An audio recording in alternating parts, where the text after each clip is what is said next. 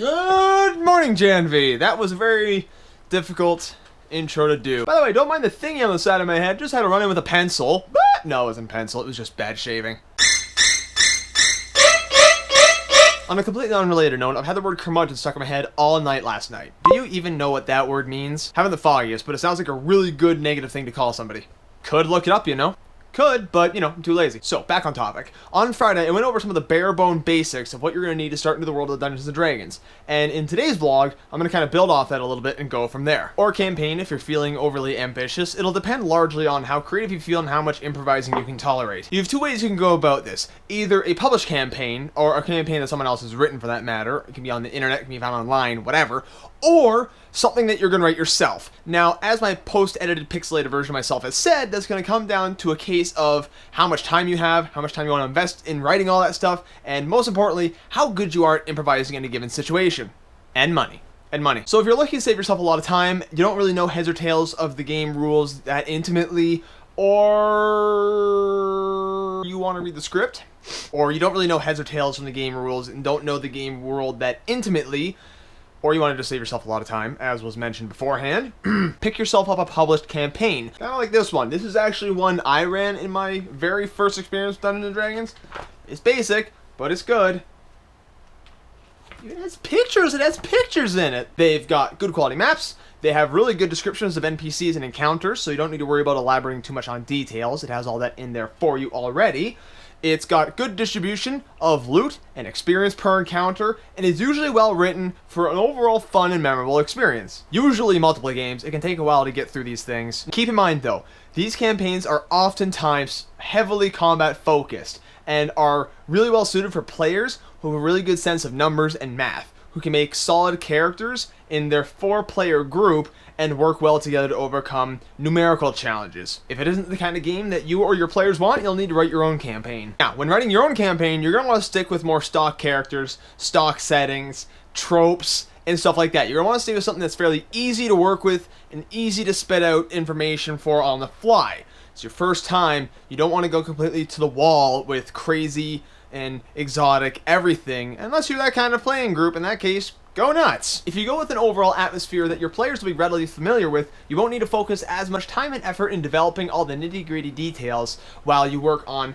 literally everything else. Especially since your party is going to be level 1 for the most part, and you don't want to be able to throw too much at them to begin with. In your first few levels, more than 2 or 3 encounters in a row are going to exhaust your party, going to burn out a lot of their resources that are easily disposable, and tap into some of their harder to acquire resources. As such, you want to keep the combat simple and light. Anything more than a 2-to-1 enemy to character ratio, even if they're lower level enemies, are going to tire them out really quickly. So you have to plan your encounters accordingly.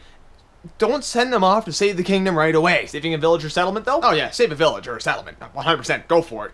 Give them a challenge and make them earn it. For example, in one of the campaigns I was running for some new-time players, the setting was set in a village situated in the middle of a swamp that was being terrorized by a local group of mercenaries who were basically bullying, bribing, and extorting all the money out of them. The Rotwood Mercenary Company. They pretended to save the village from a demonic hound attack, then charged them more than they could afford. It turned out, not surprisingly, to be a scam run by the company in order to extort money out of the townsfolk. And after they had reached their wits' end with the whole thing and found someone who could actually take the fight to them, they implored the partying adventurers to deal with the problem, to fight the evil organization.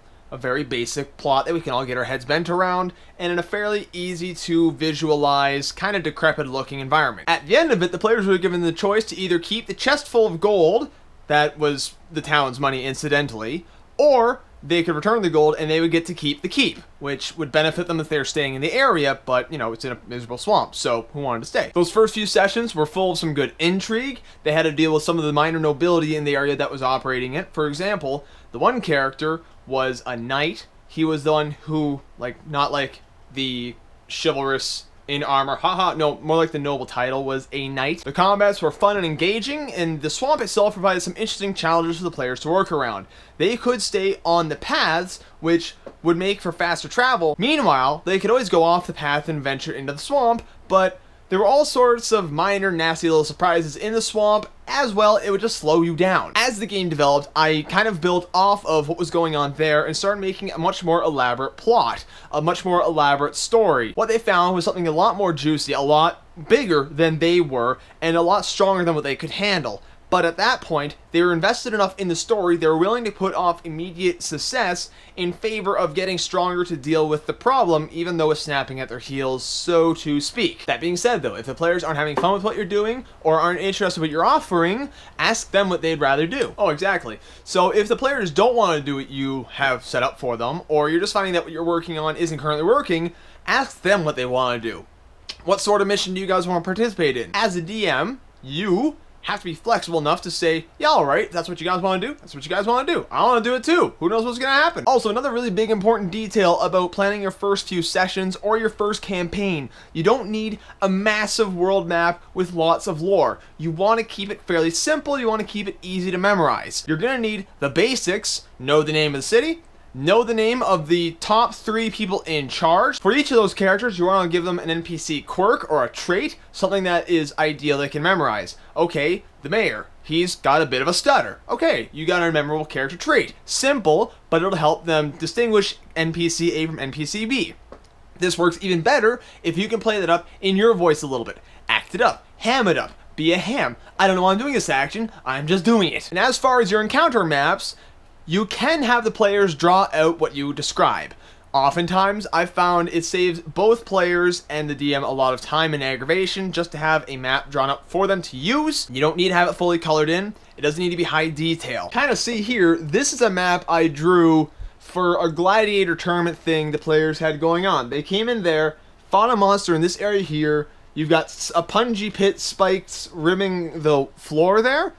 Then you've got, you know, a little footbridge and some water. As you can see, not a lot of details put into this. It's kind of quickly jotted up so that the players have an idea of what's going on, an idea of what they're looking at. The purpose is to describe what they're seeing and put indications on the map so it's easy to reference.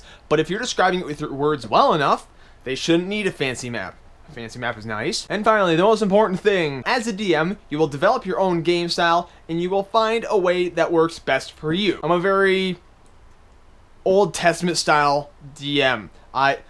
If you mess up, I'm raining wrath on you like the Old Testament with fire, brimstone, and, you know, just absolute madness. There's not a lot of mercy in my DM style, and my players enjoy it. If they didn't enjoy it, I wouldn't play with them like that, or I wouldn't play with them. I'd just find someone else to play with. It's gotta be someone who likes that kind of play style. If your players are the kind of players that don't want that sort of game style, be willing to go with it. The main point is have fun with the game and have fun with each other. It's a story. So I'm probably running well past my time on this vlog for stuff, which I'll probably get dinged for later. But suffice to say, that is part 2 of Introduction to Dungeons & Dragons for new players and DMs. I'm going to kind of close it off with a few of these basic thoughts. Keep the story simple and easy to follow. Don't be afraid to ask the players what they want to do. When making the setting, use easy to understand and identify tropes. You can always build up on what your party has just completed after the fact. The next part I'll be doing on Friday is a introduction to making an interesting roleplay character for Dungeons & Dragons. This works as mostly a primer for players, but is a good primer for DMs as well. A lot of it can apply to your NPCs, your more pivotal NPCs. You don't need to give Joe down the street a very interesting character unless he's going to be an interesting part of the story. Just saying. And remember, as always, if you like this video, leave a big old thumbs up. If you didn't like it, leave a big old thumbs down. If you have any suggestions about starting your first D&D session or campaign, leave it in comments below. And as always, don't forget, share with your friends, share that nerd love. I'll catch you guys later. What? I don't know why I said that. I don't talk like that ever. I apologize to everyone who had to listen to that.